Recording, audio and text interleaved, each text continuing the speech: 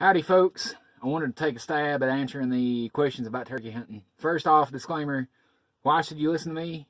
You shouldn't. You should always take anything anybody says about anything with a grain of salt and wait until your own experience bears out evidence to support whatever you're doing.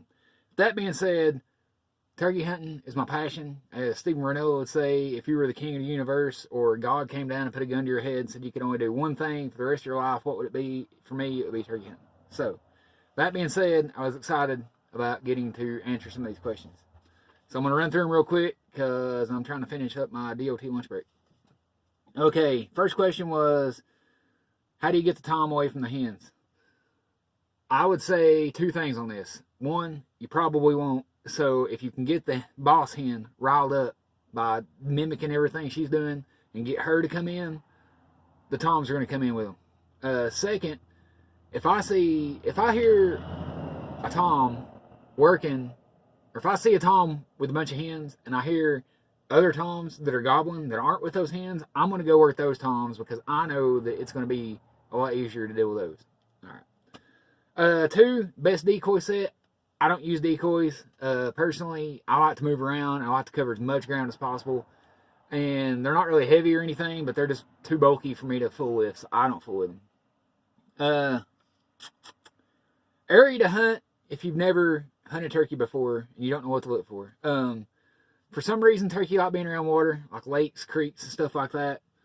If I were cyber scouting, I'd get an app that showed a good map, and I would look for ridges with hardwoods on top of them, close by to adjacent fields, and what else did I put here? Oh, logging roads. If you can find like a ridge line or something, like we have a lot of them here in East Tennessee, a ridge line that's got a whole bunch of old logging roads that are still fairly clear. Man, I don't know what it is about an old logging road, but turkeys love them things. They'll scrape and walk down through there and eat all the time and strut, and they'll use them for all kinds of stuff. So that's what I'd look for. Logging roads, water, ridge lines with hardwoods on it, very close to open, low-cut fields. Let's see, what did I can't even tell? Oh, for a first-timer, which call would you use? I would start with a push button, because they just do a simple yelp, and then I would go to a box call, and then to a slate call in that order. But that's just me. The push button, you can't get any easier than that. Box calls are also pretty easy. Slate calls are fairly easy when you figure out one of them in the afternoon, and you can make so many calls with slate calls. It's crazy. Tick repellent. Sawyer's Permethrin. Dude, that stuff works. I used that stuff for the first time last year. I sprayed it on my hunting clothes at the beginning of turkey season. And I know they say it only works for 6 weeks, but I wore those same clothes on my turkey hunts, which lasted like 6-8 weeks here in Tennessee. Never had the first tick on me. Not the first one.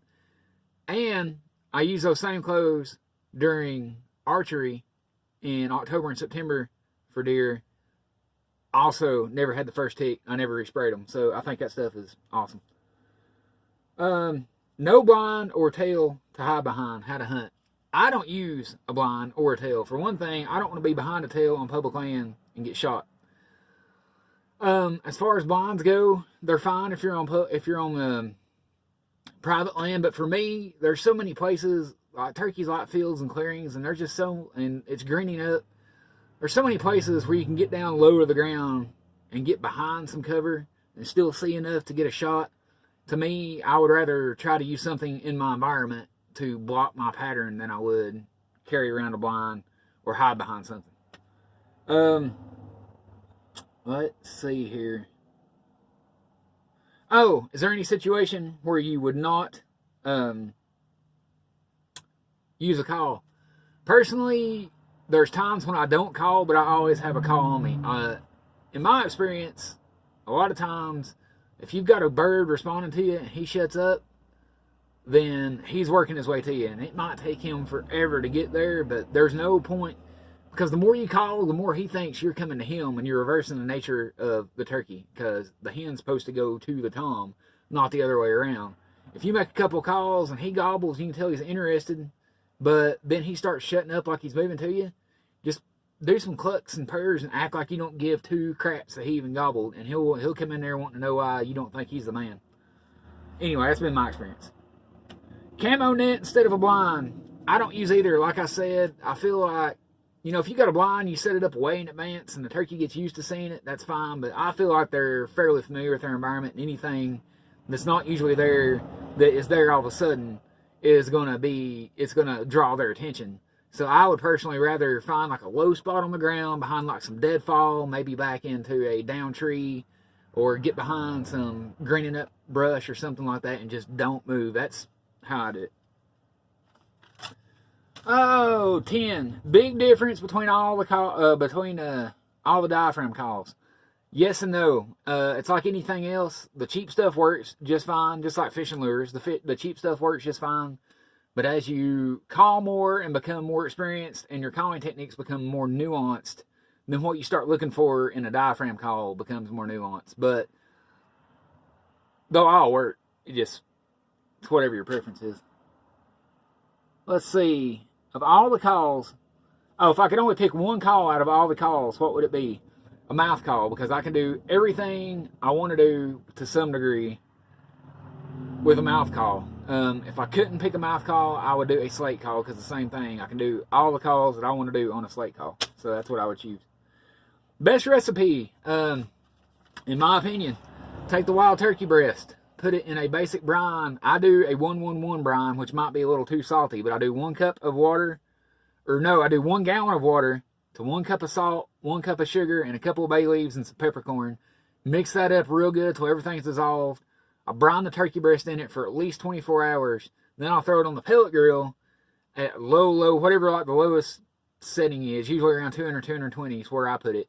And I will baste it with melted butter, or even butter or ghee if you have it, about every 30 minutes or so. And then once it reaches a temperature 150, 155, somewhere in there. You could do 140 with a wild turkey, but 160 is like safe. So once it hits 150, 155, I'll pull it off there and let it sit. And I did that last year and took it to my parents for Christmas, and everybody there said it tasted more like a store-bought soft country ham than a turkey. So I loved it.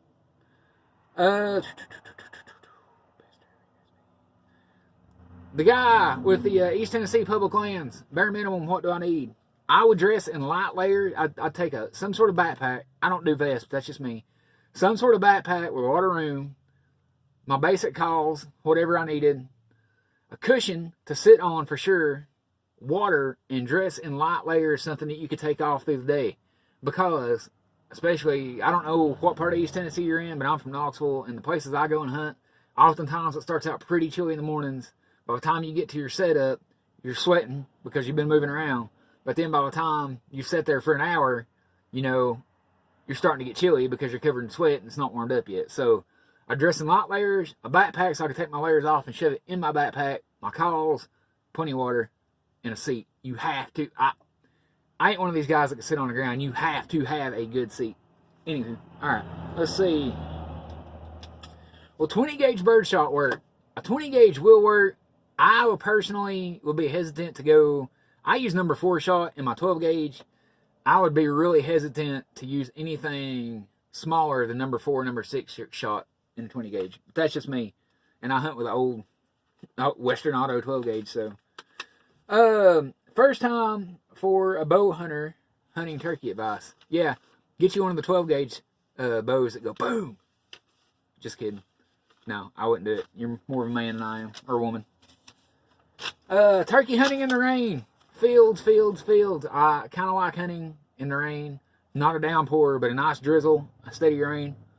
Because it almost always positions the turkey for you. They're going to be out in the middle of fields feeding. And I don't even know how effective using a call on turkeys in the rain or in a field is.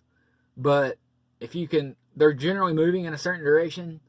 If you can somehow glass the field, if you find the turkeys and can glass the field and see what general direction they're moving, then you should be able to get around in front of them and cut them off, maybe do some light calling and get them to bring in. And how far away can you call a turkey? The way I see it, I think if a turkey can hear you, that turkey knows where you're at and can get to you.